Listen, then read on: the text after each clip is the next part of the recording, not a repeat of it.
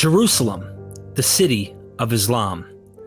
Today, I'm interviewing Paul Ellis on the origins of Islam and in the Quran, the constant references to the house of God.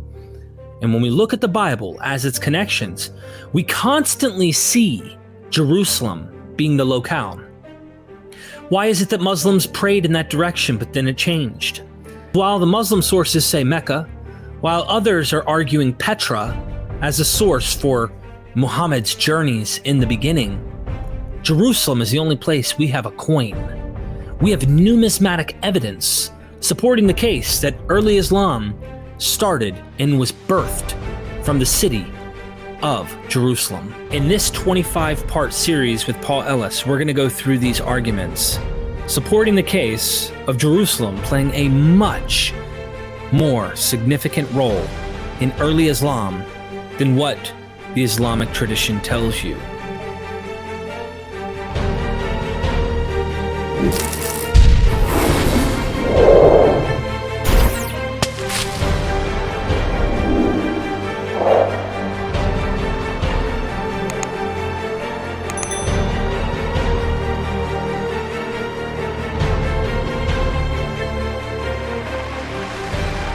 We are MythVision. Welcome back to MythVision Podcast, taking a deep dive into early origins, if you will, of Islam. My guest today is Paul Ellis. How are you, my friend? I'm very well, thank you. Thank you for having me on the show. And I am Paul Ellis. Thank you so much for joining me. I really appreciate it. Paul, you wrote an article just for anybody who's interested in reading. It is down in the description of the video. And you're on Academia. I am as well. You wrote Jerusalem, City of Islam. And we're going to get into this paper, but because it's such a long paper and obviously you want to be visually appeased here on YouTube, we're going to have some visuals as you build your case up on dealing with the city of Islam, Jerusalem, your article. And those who are watching, please never forget to help support us here at MythVision's Patreon. I just dropped another little bomb, if you will, with Bart, Ehrman. And then, of course, I've got all sorts of stuff, introductions to Talmudic or Rabbinic Judaism, and it goes on and on and on. I've done quite a bit of work, early access. Go check it out. All right. So, Paul, I'm excited to see what you have to say in relation to the city of Jerusalem and early Islam, because I did an interview with Stephen J. Shoemaker, the only interview on YouTube with him. He finally buckled. Actually, Bart Ehrman twisted his arm and said, hey, this is a good show and he's a good host, so please go do a show with him. And he thinks, you have to have it on probability, but he thinks there's a high probability that Jerusalem played a much bigger, significant role in early Islam. I suspect you're going to go down the same path, but you're going to take it and show us some reasons why. I'm going to go down the same path that Stephen Shoemaker has pointed out, but I'm going to go a few steps beyond him. When we get to the end, as far as he went, I'm going to go a little bit further. Cool. In Shoemaker's book, The Death of a Prophet, he argued, I thought compellingly, that Muhammad was leading a military campaign in Palestine, trying to capture Jerusalem. In his second book, or not his second book, but his second book on this topic, Apocalypse of Empire, he referred to the possibility that the Masjid al-Haram in the Quran is a Jerusalem temple, and all he said was it's a possibility that certainly shouldn't be excluded. So I'm going to go a little bit further. I think he stopped it a bit shy. I'm going to go through the door that he's pointed us to. I'm excited. Let's see this presentation. Okay, this is my article, and I would encourage everyone to read it, or as much of it as you can possibly manage. It's very long, as you say, but there's a reason why it's long. And the reason why the article is so long, it's about 100 pages, is because there's simply so much evidence and so much argument in favor of the Quran's Masjid al-Haram referring to the Jerusalem temple. I thought, just to scope my article, I totted up all the different arguments that I presented, and I came up with 25. So I want to just spend a few minutes, maybe 10 minutes or so, just listing all the arguments that I present in this article. So this is a real 10-minute scoping of the case. Firstly, the Quran is saturated with allusions to biblical figures, biblical stories, and biblical themes. Obviously, Adam, Noah, Moses, Abraham, through to Jesus. The temple is consistently the preeminent place of worship in the Bible story. If you asked Abraham, where is the standing place of Abraham, the biblical Abraham, he would have said, well, it's Mount Moriah, where I formed the covenant with God. If you asked Moses, where would the sacred place of prostration be, he would say it's the temple that we will build when we conquer Canaan. If you ask Saul, David, Solomon, Zechariah, Ezekiel, Jesus, Mary, the apostles, all of them, they would all say it's the Jerusalem temple. The Quran introduces these figures, these stories, and then it asks you to understand that the sacred place of worship is not the same place that they would all have recognized. It's somewhere completely different, more than 1,000 miles away, without ever giving any clue that that's the case. Secondly, the Quran praises Palestine as the land that we had blessed and the Holy Land. It does that in two different contexts, in the context of Abraham and in the context of Moses. If you want the references, you have to read my article or read the Quran. Number three, the Quran accepts that the Jerusalem landscape will be the place where God will pass judgment upon mankind. And it does this preeminently by using the word Jahannam to refer to the hellfire. And Jahannam is an Arabicization of the Aramaic word Gehenna, which comes from the valley of Hinnom, which is alongside Jerusalem.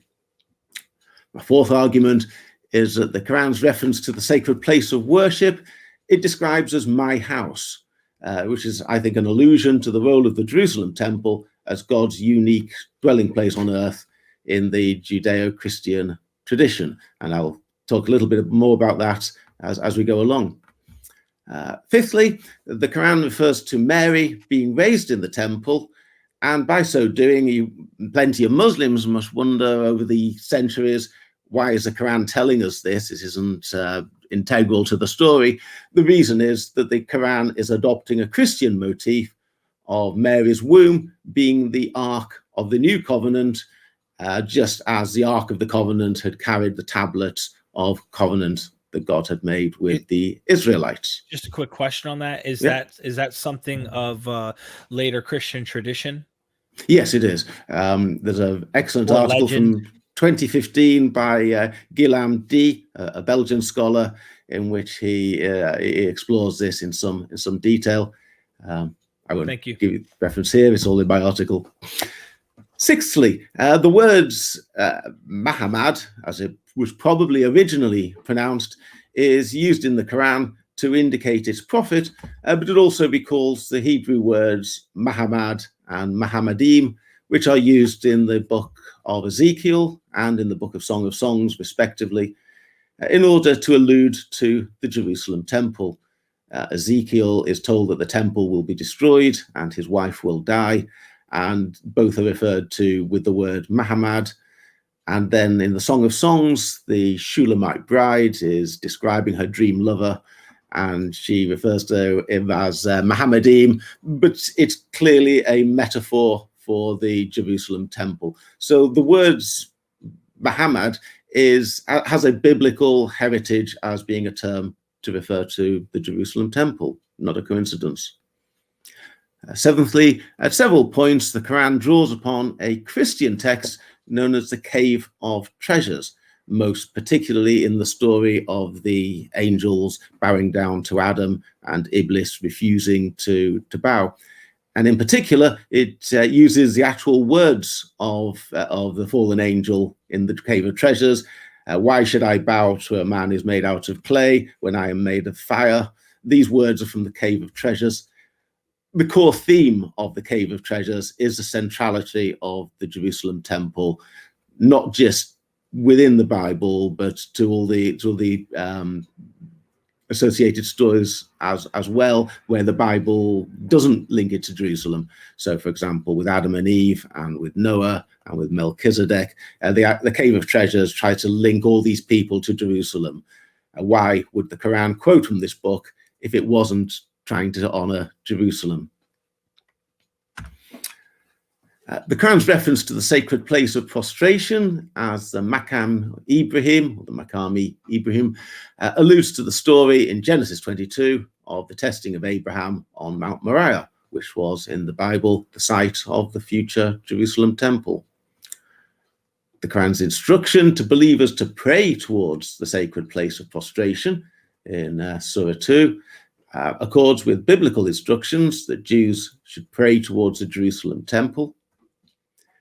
Several aspects of the Quran's Hajj pilgrimage, including its name, alludes to the Jewish Hajj pilgrimage feasts which were held at the temple. There were 3 great pilgrimage feasts, and these have the same features as well as the same name as the Quranic pilgrimage, such as animal sacrifice, circumambulation, the bearing of plants, wreathed plants, and the pausing en route to the Valley of Baca. Number 11, the shaving of one's head at the sacred place of prostration is referred to twice in the Quran, and this recalls the Nazarite oath of Numbers 6, where the person who takes the Nazarite oath on the completion of their oath should go to the temple and shave their hair off within the temple. So that's another reference to Jerusalem temple. Number 12, almost halfway through, the reference at Surah 2, verse 158, going back and forth between Safa and Marwa, I will say alludes to the route across the Kidron Valley between Mount Safa, which is an archaic name for the peak of the Mount of Olives, and Mount Moriah, which is a location of the temple. The reference to the sacred place of prostration as the Kaaba alludes to the fact that the Holy of Holies of the Jerusalem temple was cube-shaped. The reference in Surah 83 to the books of the pious being stored at Iliyin, which is rarely translated in Quran translations, it's normally treated as a proper name, is in fact an allusion to Isaiah chapter 4. Then he who is left in Zion and remains in Jerusalem will be called holy, all those who are inscribed for life in Jerusalem. And I will explain, not today, but in my article I explain why that is the case. One of my favorite points, Surah 105's allusion to how God dealt with the companions of the elephant is an allusion to the book of Maccabees, the second and third book of Maccabees, which involves a failed attack upon Jerusalem involving elephants. And here I draw upon Daniel Beck and his book, The Evolution of the Early Quran. Number 16, the night journey of Surah 17, when read in this context, presents this journey as God's removal of his servant from Jerusalem. It's not a journey to Jerusalem, it is an escape from Jerusalem before it is destroyed. And that will, my argument there involves, again, looking at an article by Daniel Beck, and it involves the words Azra, which is used for the night journey, which is always used in the Quran to refer to us rescuing a prophet before the destruction of the people who had rejected his message. So that's the way that word is always used in every other context in the Quran, and I would say that that's the way the word is being used here. Number 17, the Quran's instructions to its audience to expel their enemies from where they have themselves been expelled accords with the long-standing exclusion of the Jews from the Temple Mount by Rome and then Byzantium, and the expulsion of Jews from Jerusalem by the Sasanians in 614. Number 18, Surah 5 is worded specifically to recall the Israelites' entry into Canaan, and this is where I would say that Muhammad was deliberately creating this surah to prepare his followers to enter into Palestine, exactly as Moses had done thousands of years earlier. Several 7th century sources describe Muhammad campaigning in Palestine in the 630s. Number 20, the Quran conspicuously fails to mention Jesus for the vast majority of its texts. It's only about 13 surahs that mention Jesus. I would argue that the Quran's adoption of Jesus as a Quranic prophet is late but extensive, and it indicates that his community was towards the end of the composition of the Quran, now occupying land with a Christian population, and Christianity had to be incorporated in some way into the Quranic message. Surah 19 contains evidence that its author was familiar with the Church of the Katisma, which is located just 3 miles from Jerusalem. So the author of Surah 19 probably had Jerusalem literally within his sight as he was writing those words. And here I draw upon an article by Stephen Shoemaker, Christmas in the Quran. Number 22, there are reasons to believe that the Quran author died before his forces had conquered Jerusalem. Again, I'm adopting Shoemaker's work. Surah 9, which is the only surah that refers to its audience as being in occupation of the Masjid al-Haram, is conspicuously lacking in cohesion and has no Bismillah. It's the only surah of the Quran that does not begin by saying that it is issued in the name of God. And I would say that this is because it was composed after the Quran author's followers had seized Jerusalem after the death of their prophet. And finally, the last 3, only 2 near contemporaneous accounts of the Arab conquest of Jerusalem. There are only 2, and both of them refer to the conquerors immediately commencing building work, you might say religious building works, upon the Temple Mount on the site of the old temple. Jerusalem is frequently cited with particular reverence in Islamic writings, including as the Ophthalmos, the navel of the world, and as Al-Quds, the holy. And finally, coins were minted by the early Islamic conquerors featuring the Bismillah over a representation of the menorah, symbolizing that it was the Jerusalem temple that they wanted to take as the symbol of their new empire. Nothing at all to do with Mecca and a rectangular structure down in the south. Those are some fun future shows, I see. I wanted to get that off my chest. I know it's a bit of a rigmarole, but I wanted to see the scope of how many arguments one can marshal in order to advance the Jerusalem thesis. There really is a mountain of evidence. And whenever anyone tells me, oh, my article's too long, which it is a very long article, I just wanted to put everything down that I had in mind. I didn't want to shortchange anyone or hold anything back that I had. But it's very difficult to summarize this colossal quantity of material. And so today you're going to take us into only 4 specific, very detailed of those arguments, or? Yes. And if this was a little bit dry so far, I should congratulate anyone who's got this far. I'll try and illustrate it with some more fun graphics and color, because I love my PowerPoints. Yeah, I don't know how this could be dry personally. I mean, it's really fascinating to think about, finding out in early Islam, what if Jerusalem was the whole thing? And it was later leaders of the movement that pushed it down south for whatever political reason, for whatever other reasons. We might get into those, but you get the point. I hope to convince you and convince everyone else that by the end of this presentation that it is all about Jerusalem. It's always been about Jerusalem. Jerusalem is the center of the Bible and the Bible story, and it's still the center of Islam and Judaism and Christianity to this day.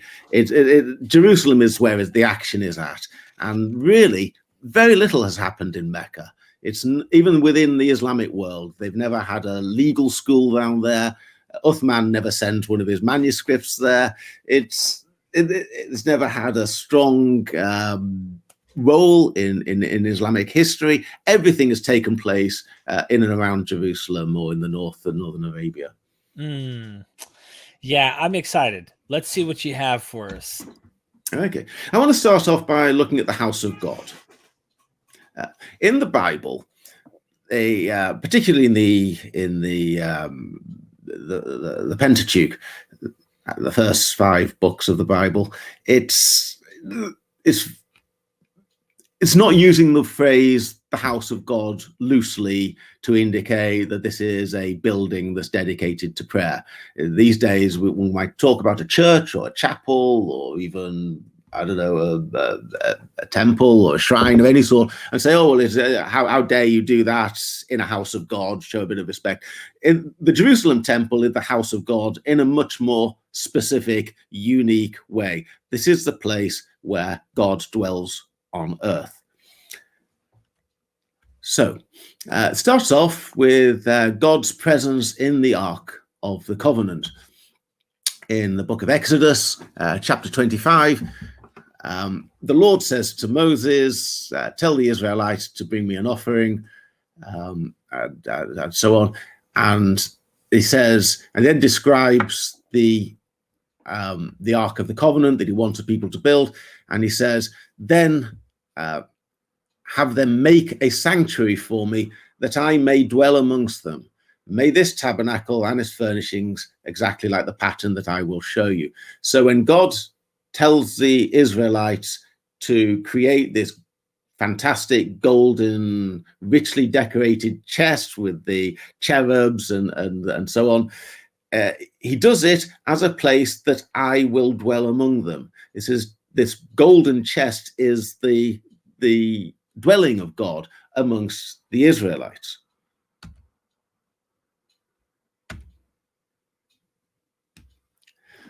And when they take this Ark of the Covenant a few chapters later, and they create, the Israelites have created it, and they carry it into the tabernacle in the wilderness, there's a theophany. There's a great metaphysical experience as God becomes real, becomes manifest within this sacred place. So I'll just read this little quote from the last chapter of the book of Exodus. "Then the cloud covered the meeting tent, and the glory of the Lord filled the dwelling. Moses could not enter the meeting tent because the cloud settled upon it, and the glory of the Lord filled the dwelling. Whenever the cloud rose from the dwelling, the Israelites would set out upon their journey. But if the cloud did not lift, they would not go forward. In the daytime, the cloud of the Lord was seen over the dwelling, whereas by night, fire was seen in the cloud by the whole house of Israel in all the stages of their journey." And I've got a little picture that I've downloaded from some Christian site showing the reality, the manifest of God's presence amongst the Israelites as it is described in the Torah.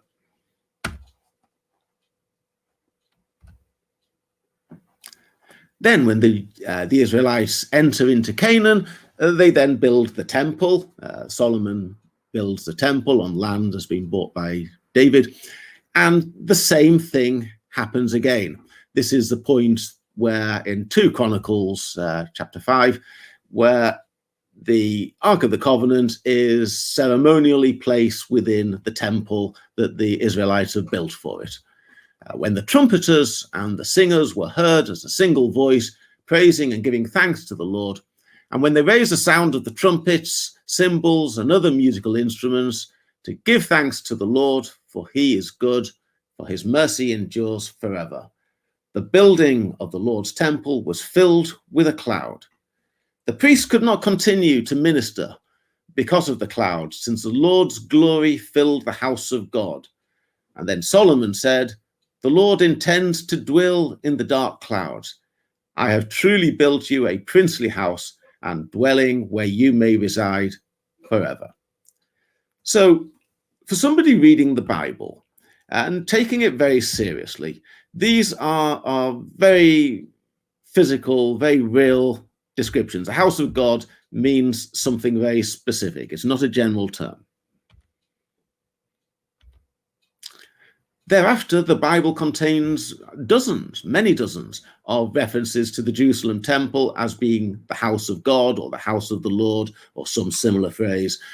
In particular, particularly the Psalms, a whole series of Psalms are dedicated to pilgrimages to the house of God. But in particular, I single out Isaiah chapter 56, verse 7. "Then I will bring," this is God speaking, I should say, "then I will bring everyone who keeps my commandments to my holy mountain and make them joyful in my house of prayer. For my house shall be called a house of prayer for all people." And this is the passage that is quoted by Jesus in all three of the synoptic gospels.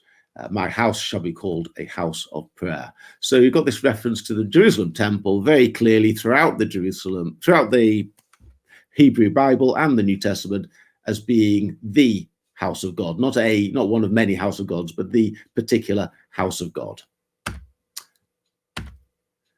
And this carries on into the New Testament. In the Gospel of Luke, when he talks about Zechariah, who being announced that he's going to be the father of John the Baptist, it refers to him as being a priest of the temple, and it says, "As it came to pass that while he," meaning Zechariah, "executed the priest's office before God." So the New Testament seems to accept that God remains in the temple. By that stage, of course, the Ark of the Covenant has long disappeared, but God still uses the Jerusalem temple as his dwelling place on earth. Later on in the chapter, in the Gospel of Luke, "Now when the days of," so what are we talking about here? This is about the presentation of Jesus to the temple.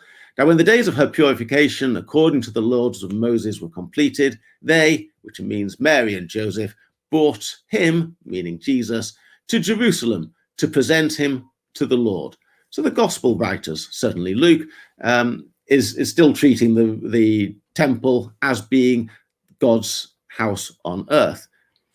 This, of course, for Christians comes to an end with the death of Jesus, in which seals the new covenant. And this is in the Gospel of Matthew, symbolized that when Jesus cried out again in a loud voice and gave up his spirit, at that moment, the curtain in the sanctuary of the temple was torn in two from top to bottom. And this symbolizes that we now have a new covenant, and we no longer need, for Christians, the old covenant, which was based around the temple. God now is present amongst all of us, and we're all the temple of the Holy Spirit now. So, how does this relate to the Quran? The Quran refers to this place, a sacred place of prostration, as the sacred house, the Haram house. It also, in two places, refers to it as the ancient house. Then refers to it twice, significantly, I would say, as my house in the divine voice. So talking as God, it talks about my house, precisely the same phrase that Isaiah uses in chapter 56. It also talks about the first house created for mankind at Baka, and also refers to it as the house or this house at several other points. And this, if I may, just to point out, and I don't want to get stuck because there's so much here to unpack. This is exactly one of the issues I see. Recently, we had Muslim callers where I had them interact, and they wanted to argue that this is the Kaaba, and they want to say that this is, down in Arabia, and they're arguing that this house was back then in Abraham, and but there's no precedence for it anywhere in the Bible, and so it's like one of those unfalsifiable claims they want to try and make. that I was trying to point out. Like, what do you mean? But this is your point you're building up. It's great connections here is to say, my house, this house. All you have to do is read the biblical narrative. You'll see from an Abrahamic perspective why this house was always Jerusalem. Even if there are disputes about Mount Gerizim and Jerusalem between Samaritans and Jews, the central house focus is Jerusalem. And you're just continuing it, showing that this is what is going on in the Quran. If I took, I know you like your 20th century or modern analogies, because I like your ones about the hippies and so on. It is as though you found a musical, let us call it Hamilton or something, and or something, and it talks about George Washington and Thomas Jefferson and Abraham Lincoln, and then make several references to events happening in the house. The obvious assumption would be that it's talking about the White House. Mm-hmm. To assume, oh no, it must refer to a building in Mexico, simply makes no sense. It talks about Solomon, it talks about David, it talks about Jesus, Zechariah, and so on. And then it keeps talking about the house. Of course, it's talking about the house of God that they would have recognized. I would argue. Great analogy. I'd single out in particular this. Perhaps I shouldn't read it all out, but Surah 2, verses 125 to 127 are a critical section of the Quran, the Abrahamic segment. This is absolutely critical. Surah 2 is a great manifesto, sometimes called the Little Quran, and it starts off talking about the state of humanity, verses 1 to 39.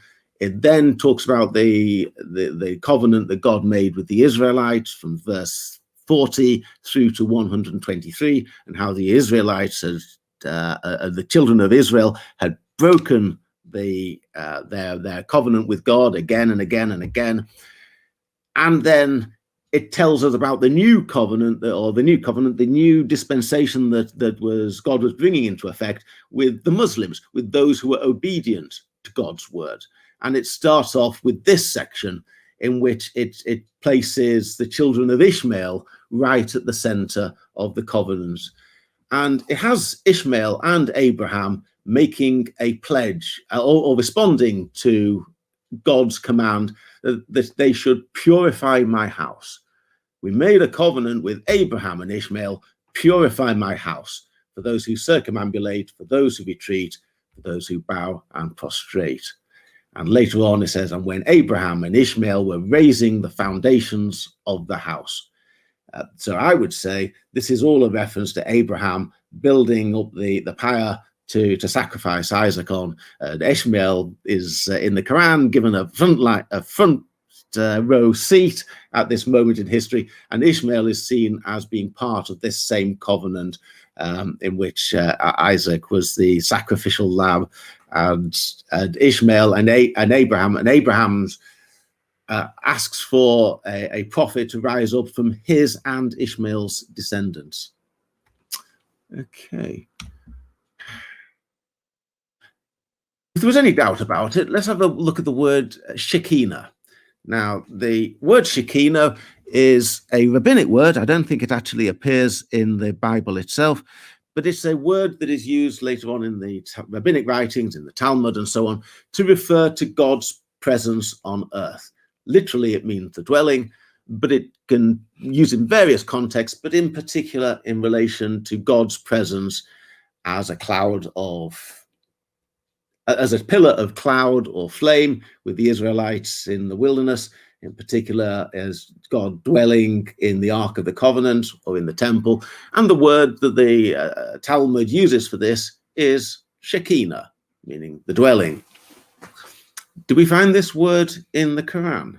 Yes, we do.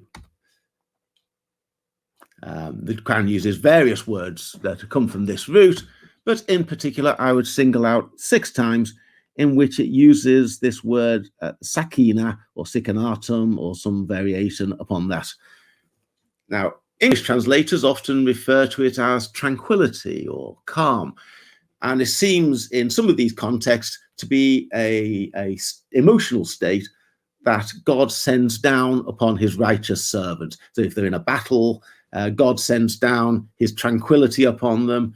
When Moses and Abu Bakr are supposedly hiding in a cave, God sends down his tranquility upon them. But I would say this is a mistranslation. I would say this is a clear cognate of the word Shekinah, meaning God's presence. God sends his presence down upon them, not tranquility or calm. It is actually the presence of God himself. And in particular, I refer to Surah 2, verse 248.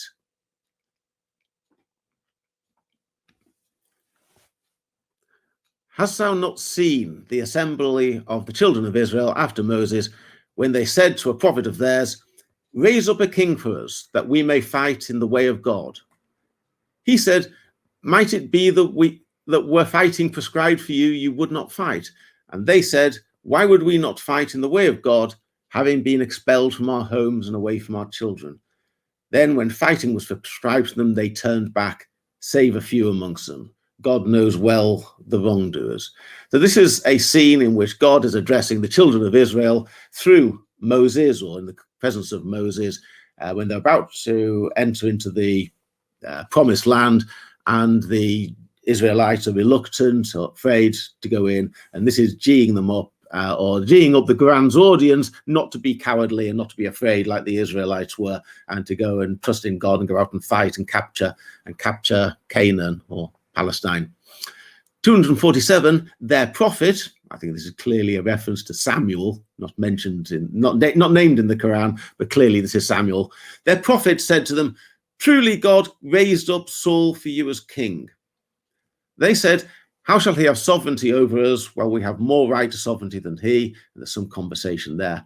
And then 248, and their prophet Samuel said to them, truly the sign of his sovereignty shall be that the ark will come to you bearing, and here my translation says tranquility, but it's the actual word used in the Quran is sakinatum, from your Lord, and a remnant left by the house of Moses and the house of Aaron, borne by the angels. Truly, in that is a sign for you if you are believers. So here the Quran takes Shekinah and relates it specifically to the Ark of the Covenant. There's no other possible interpretation of this. The references to Saul and the entering into the prophet Samuel and the entering into the covenant into Canaan make it quite clear. And this isn't a gift like the gifts of the Holy Spirit, like courage or fortitude or patience or tranquility that you might send down to a faithful servant in the course of a battle. This is something sent down to something inanimate. It is translated here as the ark. So God's sending something down to the ark, and what is it? They use the word Shekinah, which is the Arabic cognate from the Hebrew word Shekinah, which is used in the Talmud to refer to the presence of God. It seems to me this is the Quran completely and unambiguously committing itself to the idea that God was present in some unique, special way in the Ark of the Covenant. And once one's established that, then it's a very small step to say that when they placed the Ark of the Covenant in the temple, that God became present in the temple as well, and that became his home inevitably. If I may, just so everybody knows, in case you aren't aware of the context of the Bible here, because the Quran seems to have you assume, readers, you already know this, or at least you've heard these stories. Every single one of these examples here, there is, like he said, the Ark of the Covenant and God's glory, if you will, God's Shekinah, whatever, is in the covenant. His presence is there as they're going to fight, as they go to conquer the lands of Canaan, as they go here or there. And in King Saul's case with the Philistines, there's all sorts of crazy stuff that go on. In one case, the Philistines steal the Ark of the Covenant, and their god Dagon ends up prostrating before the Ark. So there's this battle amongst the gods. There's a lot of context. If you don't know your Bible, you probably won't know the Quran. And I can't imagine, just asking you, Paul, before we move forward, how many Muslims do you think who've read this today that have really no clue of the original context from the Bible, because they're told, that's the corruptible book, that's not the real, but they can't even know the context ultimately behind this, because they're not reading the Bible. Isn't that it is amazing? One of the most amazing aspects of Islam and the way it's turned out is the refusal to read the Bible, despite the Quran itself. It couldn't be more obvious that you've got to read the Torah if you're going to understand this. You've got to know the Christian story if you're going to understand this. It refers to it again constantly, and the idea of somebody reading this and not reading the Bible is just incredible. You are closing your eyes to the very thing that the Quran is constantly telling you to open your eyes to. So it's a great mystery why in every mosque they don't have the Old Testament, the New Testament, and the Quran as a box set of three, as a trilogy, because that is clearly how the Quran author wanted this to be treated. Exactly. Thank you. Okay.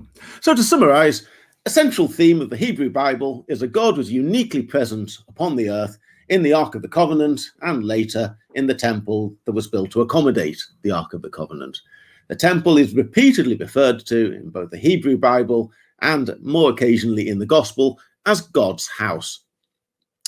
In Rabbinic Judaism, a particular word, Shekinah, is adopted to refer to God's presence, including his presence in the Ark of the Covenant and the temple.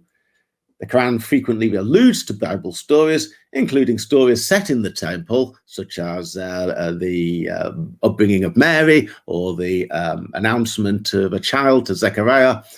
The Quran frequently alludes to Bible stories, including stories set in the temple and involving figures closely associated with the temple, such as Jesus and Solomon.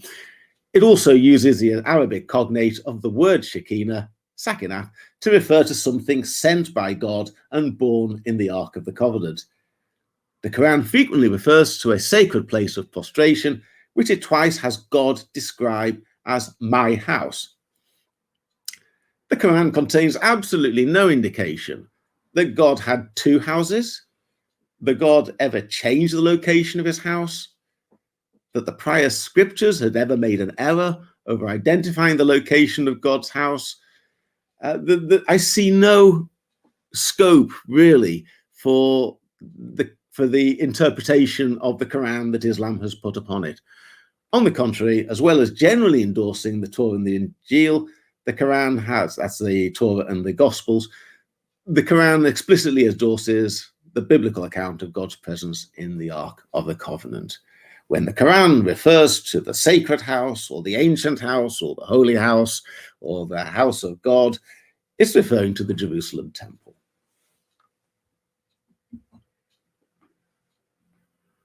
Yeah. Oh, we're on the same page. Amen, I guess. Another little mystery, if anyone likes a challenge out there, why is a Kaaba the house of God? The Quran talks about Abraham and Ishmael raising the foundations. To me, that implies, adopting the Latin maxim, expressio unius est exclusio alterius, that Abraham and Ishmael did not build the walls or the roof. He wouldn't refer to them raising the foundations if they actually built the whole thing. So who built the Kaaba? And more particularly, in what way is it the house of God? In what way did God live there? In what way is any story associated with it that might lead you to think that inside that stone brick cube there was something relating to God that would make it the house of God? As far as I can tell, it's an empty cube. It's got nothing inside, and it was never intended to have anything inside. In what way was God supposed to be inside there? I challenge any Muslim to explain why the Kaaba could intelligently be called the house of God in the Quranic narrative. Very interesting. Yeah. I mean, there's so many interesting questions of how this developed over time that I have and why it became what it became. but I mean the idea of circumambulating the house of God, or what they do with the Kaaba stone today, the square Kaaba. You see this in, Joshua, right? You see they're like, it's clearly they're singing the trumpets, they're circling these cities and things. These things they do, and they do this with Jerusalem as well. There are times where this happens. So I have heard some people say that circumambulation is actually a pagan ritual, but some people are trying to bring in the pagan aspect, or trying to make this somehow pagan, when you can find it in Abrahamic tradition and Abrahamic literature. I'm going to go with that first before I'm going to say something comes from outside of Abrahamic traditions. Not saying it's not possible that there's some stuff, but it just makes me have some questions along the way, that makes me think. My background, just in the spirit of open disclosure, is that I'm a practicing Roman Catholic, but I take a very realistic view to the Bible and to the related parabiblical texts. To me, there's no inconsistency in saying that something might have been a pagan ritual, but also to have been adopted by the Israelites and find its way into the Quran and getting respectability from being adopted. To me, there's no surprise. I think I was specifically referring to 7th century. I'm 100% on board. I think you would also acknowledge, since you're a practicing Roman Catholic, I'm not a man of faith anymore. I'm very critical, and I like to analyze stuff critically. That doesn't mean I can't get in the sandbox and have fun and enjoy the literature and enjoy the genetic connections between these literature, all the stuff. For me, like going into the Mesopotamian, Babylonian mythology behind the flood story and Noah, I love that. I love this stuff. Yeah. I love discovering that. And so when I look at the 7th century and I see, hey, they're circling this black stone, and they call it the Kaaba, etc., and they call it circumambulation, my question was simply, is that an older Israelite practice that they're reading and they're borrowing, or is it from the local pagan areas? Could it be both? Maybe it's both. I don't know. Makes me wonder.